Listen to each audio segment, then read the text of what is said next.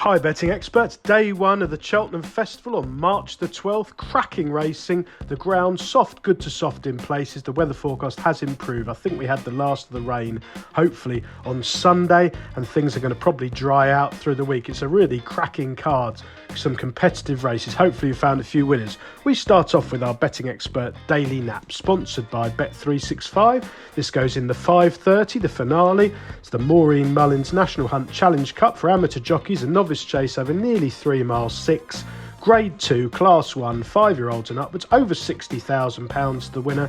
And one of my stronger bets of the week here is Corbett's Cross from the excellent Emmett Mullins yard. Now, Emmett, a genius trainer who bookmakers run for cover for when the money arrives, and I think he's trained Corbett's Cross with this race in mind all season. Those of us with a long memory will remember the shunter at the 2021 festival relieved about £250,000 in cash from the betting ring at Cheltenham, and I think Corbett's Cross is likely to attract significant support on the day.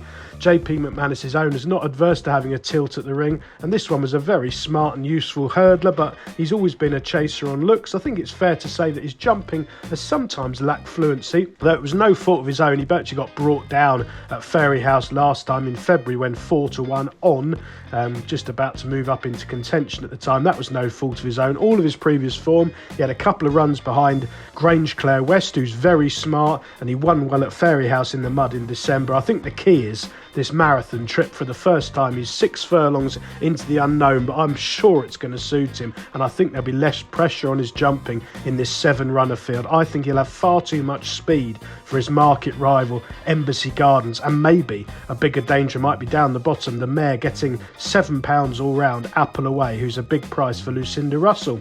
Our betting expert value angle selection, sponsored by Bet365, goes in the 4:10, the Close Brothers Mares Hurdle, nearly 2 mile 4.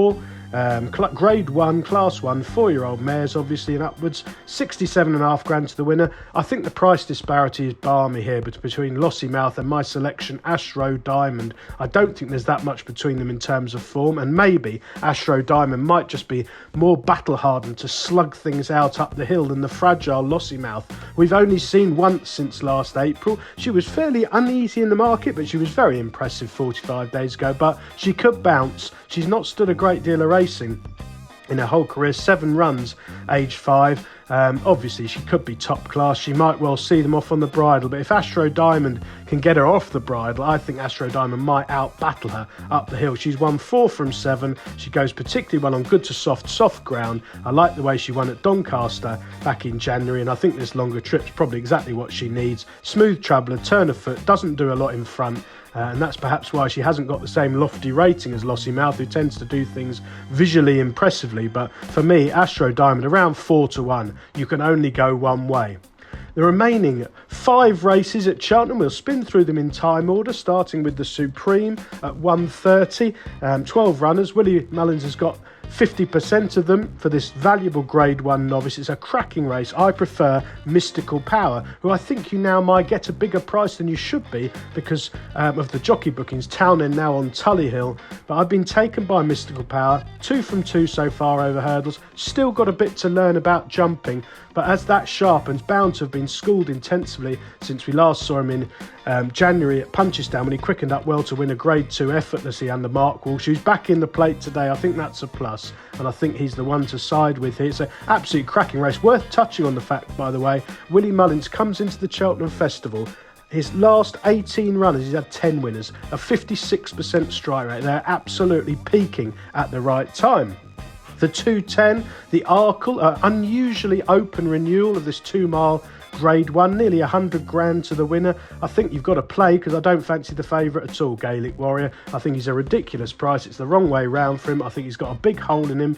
And he comes into the back of this of a dreadful effort 37 days ago. So he's got loads to prove for me. I think Quilixios is the one to side with. One disappointment over fences so far. Came over a trip. He didn't stay. 3 miles in November at Punchestown. He's 2 from 3 over fences apart from that. I watched back his win at Limerick where he was tenacious over 2 mile 3, and at Naas last time over this trip he jumped superbly, harried on a really strong pace, jumping well. He's had 60 days to freshen up. The one negative I will say is that Henry de Bromhead 0 from 17 in the last 14 days, which is a worry, it has to be said, but 7 or 8 to 1 I think Quilixios is the one to side with.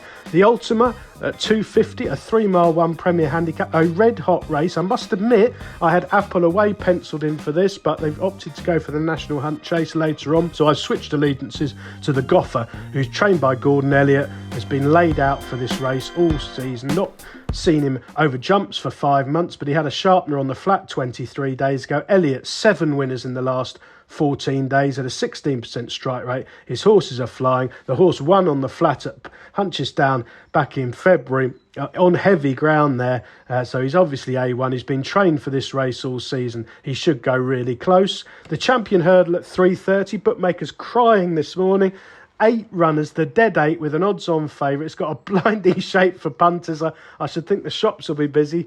Each way bets being flushed through all those tills, but I thought State Man was a class above. He's won 10 of his 13 over hurdles so far. His only recent defeat was at the hands of Constitution Hill in this race last year. I think he'll win this on the bridle. I don't fancy Not So Sleepy, but I think he'll rip the race apart. He'll go 10 lengths clear and make it a true run race, which should suit State Man. If you're going to look for an each way schneid in the race, maybe Nemean Lion could be the one at around 20 to 1 with the dead 8. Loves soft ground, thriving, and comes from a yard going really well, Kerry Lee. And finally for us, the Boodles at 450. Back to Ireland for me, Nidawi, who was very smart on the flat, has had 3 runs over hurdles. Again, always been the A1 target of Gordon Elliott for this race.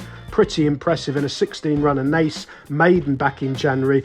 Preserved his handicap mark since for this race. Got into this of 134, which could be lenient on his flat form. Should be loads more to come. If inexperience is an issue, he seems sure to go very close under Jack Kennedy. Best of luck with all 7 Cheltenham races on day 1, Betting Experts. Please remember to like and comment on all of our YouTube videos.